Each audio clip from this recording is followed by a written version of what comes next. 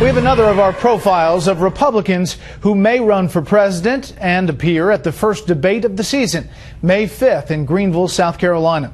Tonight, the man credited by many with lighting the fire that became the Tea Party.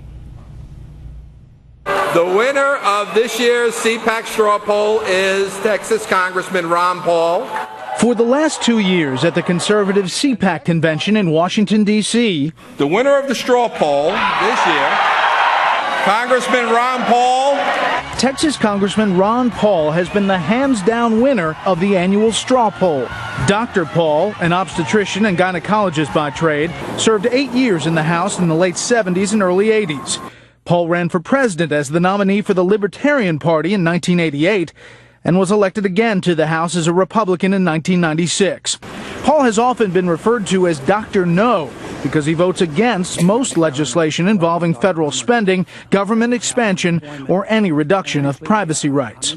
In a second White House run in 2008, as a Republican this time, Paul shook up the early debates on domestic policy. Tell me 3 federal programs you consider wasteful and would eliminate. I'd start with the departments. Department of Education, Department of Energy, Department of Homeland Security. We spend so much money now that we have to borrow nearly $3 billion a day from foreigners to take care of our consumption. And we can't afford that. And on foreign policy. Congressman Paul, I believe you are the only man on the stage who opposes the war in Iraq. Are you out of step with your party? Well, I think the party has lost its way because the conservative wing of the Republican Party always advocated a non-interventionist foreign policy. Paul's 2008 campaign got attention, but never really moved the needle for a majority of Republican primary voters. Fast forward 3 years. This time, the political environment has dramatically changed. Thank you. The Tea Party movement is largely based on ideas and platforms Ron Paul has been talking about for decades. Smaller government, lower taxes, and a strict adherence to the Constitution.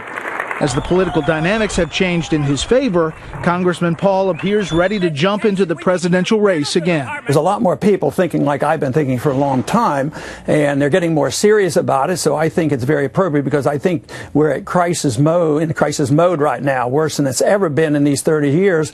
Paul wants to do away with the Federal Reserve, and the fact that people are now talking about the Fed, he says, shows just how far things have shifted. Who would have ever believed that the Federal Reserve Board chairman would have to hold a press conference, and who would have ever believed that they would have to give us some information, although they haven't given us as much as we want, and what we're finding out is astounding.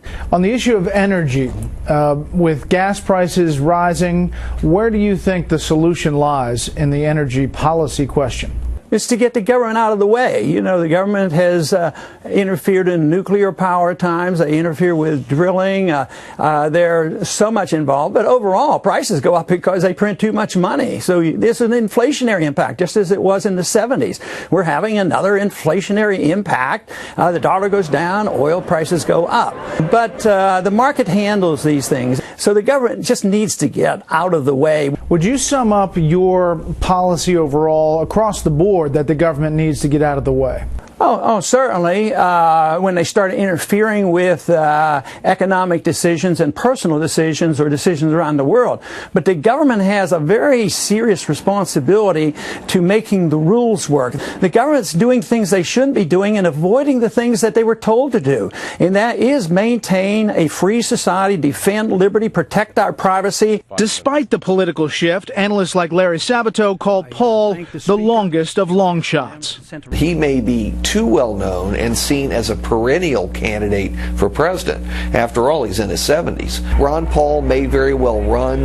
It would certainly be his last run. And I think Paul would be the first to admit that he's not going to be the Republican nominee for president. Don't tell that to his legions of vocal supporters, including his son, the new senator from Kentucky.